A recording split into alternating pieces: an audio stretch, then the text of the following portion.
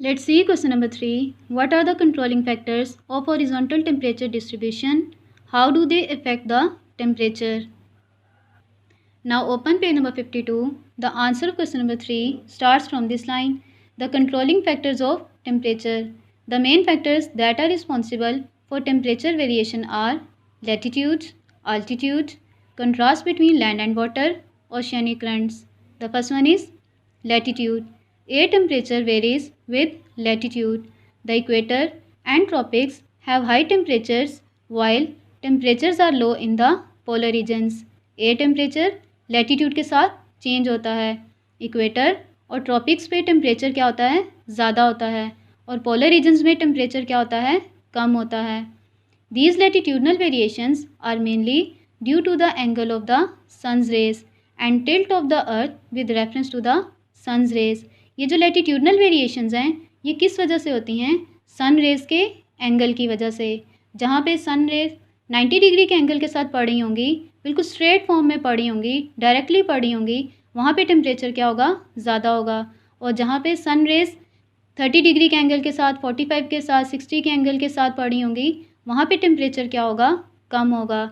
जहाँ पे sun rays slanting वे में पड़ी होंगी, तिरछी पड़ी होंगी, वहाँ पे टेम्परेचर क्या होगा, कम होगा. इसी तरह से अर्थ का झुकाव सन रेज की तरफ जो होगा, अर्थ के जिस हिस्से का झुकाव सन रेज की तरफ ज़्यादा होगा, वहाँ पे टेम्परेचर क्या होगा, कम होगा. और जो हिस्सा अर्थ का सन रेज से दूर होगा, वहाँ पे टेम्परेचर क्या होगा, कम होगा. Altitude. Temperatures are lower in mountains than on plains. Temperature mountains पे कम होता है, प्लेन्स पे ज़्यादा होता है. मतलब प्लेन्स की निस्बत माउंटेन्स पे कम होता है, मैदानों की निस्बत पहाड़ों पे कम होता है. This is because the air temperature drops with increasing height. Temperature height के साथ साथ क्या होता है, डिक्रीज़ होता है. The rate of decrease is called the lapse rate. ये जो एयर टेम्परेचर का डिक्रीज़ होना है, इसके डिक्रीज़ होने की शरह क्या कहलाती है, lapse rate, which is generally जो आमतौर पे कितनी है, 6.5 डिग्री सेल्सियस पर kilometre. For this reason mount Kilimanjaro in Tanzania is covered with snow although it is located on the equator.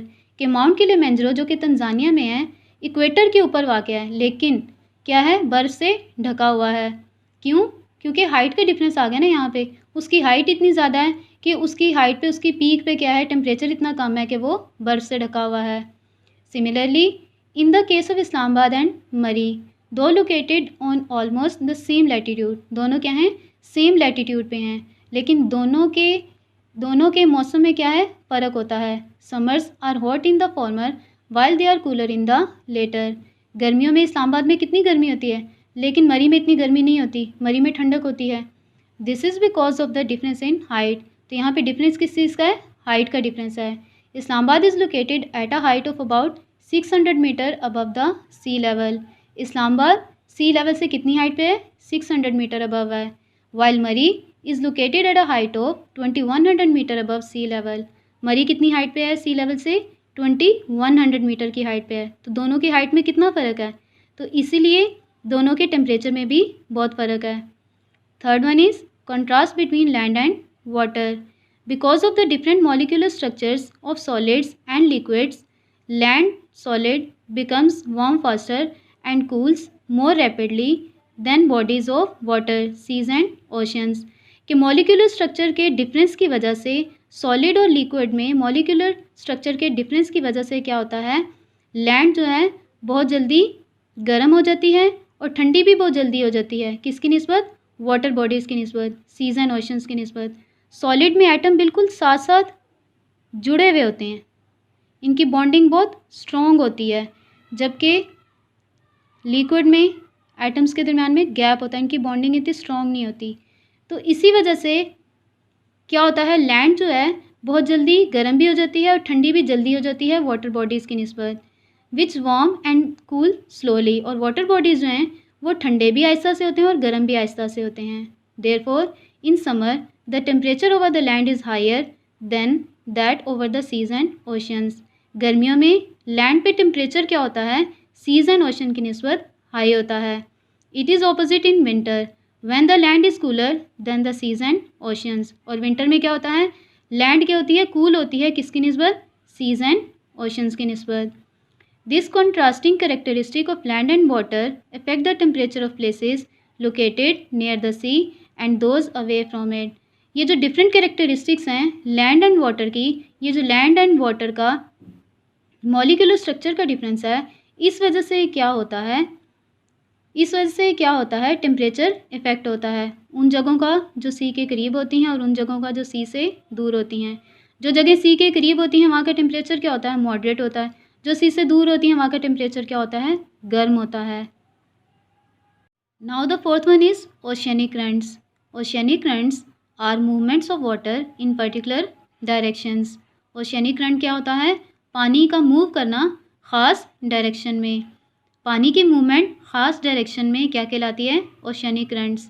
These movements of water take place vertically and horizontally. ये जो पानी की मूवमेंट है ये vertically भी होती है और हॉरिजॉन्टली भी होती है। Oceanic currents cause the transfer of warm equatorial and tropical waters towards the cold polar oceans. Oceanic current किस चीज़ का सबब बनते हैं, पानी को ट्रांसफ़र करने का इक्वेटोरियल और ट्रॉपिकल रीजन से पोलर रीजन्स की तरह। इक्वेटोरियल और ट्रॉपिकल रीजन्स वो रीजन्स होते हैं जिनका टेम्परेचर क्या होता है, ज़्यादा होता है, तो इसी वजह से वहाँ का वाटर भी किया है वार्म। और इसी तरह पोलर रीजन्स जो होते हैं वहाँ के टेम्परेचर क्या होता है, कम, तो वहाँ का वाटर भी क्या है, cold. Similarly they transfer cold waters from the polar oceans to the tropical oceans. इसी तरह से ओशियनिक करंट किस चीज़ का सबब बनते हैं, पानी को ट्रांसफ़र करने का पोलर ओशन से ट्रॉपिकल ओशंस की तरफ। Such movements of ocean waters change the temperature and the rate of evaporation in the oceans. पानी की इस मूवमेंट की वजह से क्या होता है, टेम्परेचर भी चेंज होता है और रेट ऑफ एवेपोरेशन भी चेंज होता है। दो तरह के करंट होते हैं, warm current and cold current.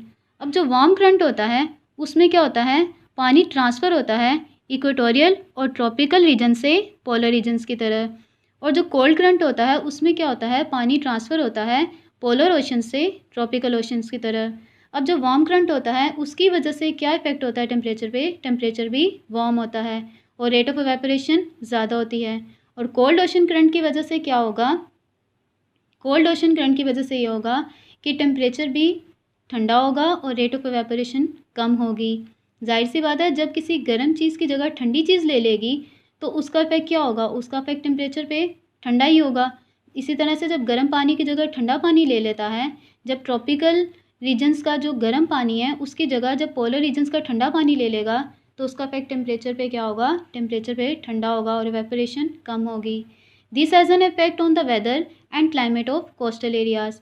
In ocean currents की वजह से क्या होता है, कोस्टल एरियाज़ के क्लाइमेट और वेदर पे भी इफेक्ट होता है। कोस्टल एरियाज़ कौन से एरियाज़ होते हैं, साहली इलाके जैसे कि कराची है। तो इसी तरह से जब वार्म ओशन करंट होगा तो उसका कोस्टल एरियाज़ पे क्या इफेक्ट होगा, कोस्टल एरियाज़ के टेम्परेचर क्या होगा, कोस्टल एरियाज़ का क्लाइमेट वेदर क्या होगा, वार्म होगा। और इसी तरह से जब कोल्ड ओशन करंट होगा तो कोस्टल एरियाज़ का वेदर जो है वो क्या होगा, कोल्ड होगा। Let's see next question. Select the correct words to complete the sentences. In the stratosphere the temperature dash. Option A is constant, option B increases, option C decreases, option D fluctuates. Correct option is increases.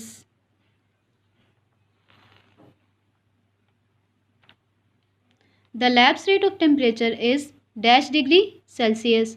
Option A 3.8, option B 6.5, option C 10, option D 15. Correct option is 6.5.